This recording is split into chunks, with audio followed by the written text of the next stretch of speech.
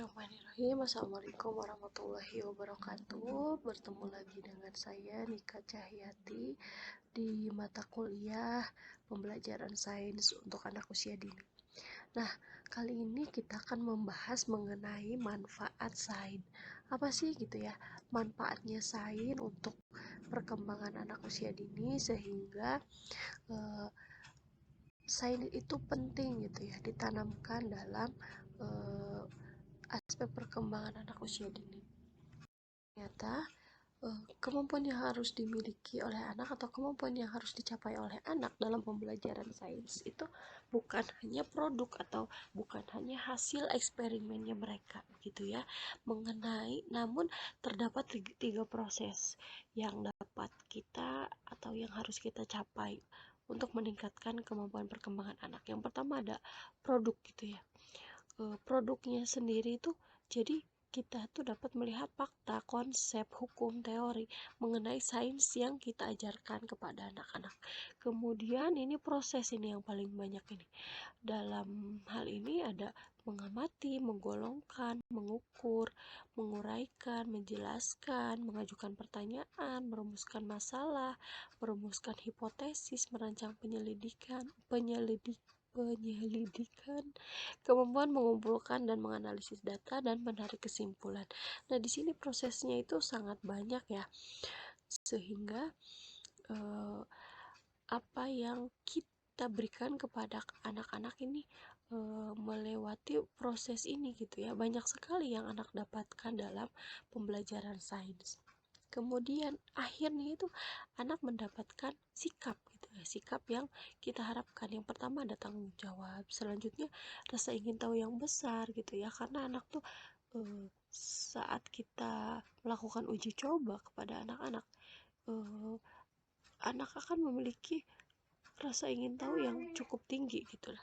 Kemudian disiplin, tekun, jujur, terbuka terhadap pendapat orang lain. Nah, ini sikap-sikap yang bisa didapatkan oleh anak.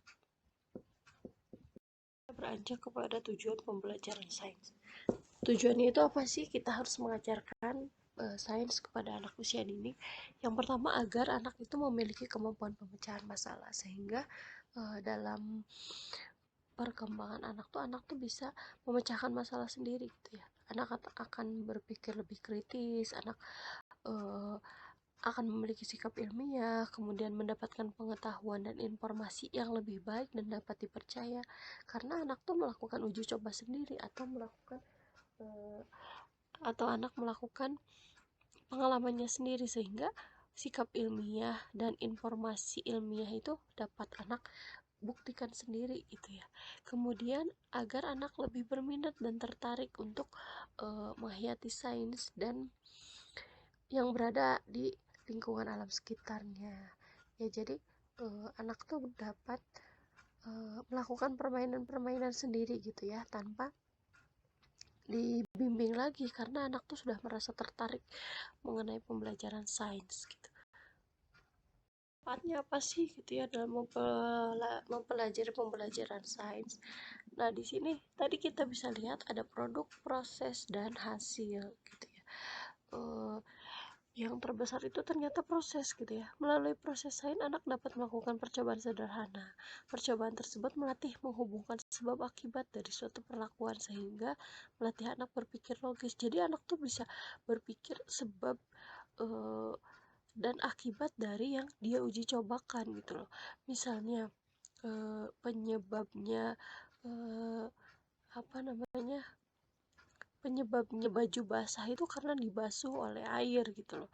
Nah, itu anak tuh bisa belajar dari situ. Atau kok batu itu bisa tenggelam gitu lah.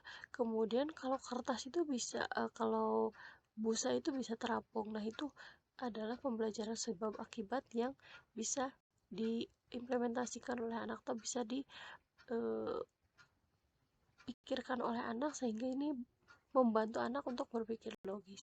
Kemudian ini salah satu adalah contoh pemecahan masalah ya. Anak tuh mencoba berbagai barang yang dimasukkan ke dalam air. Nah, ini belajar mengenai konsep terapung dan tenggelam.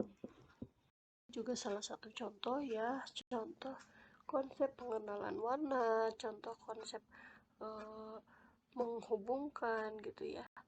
Eh, Contoh konsep pengenalan simbol ini juga salah satu konsep pemecahan masalah.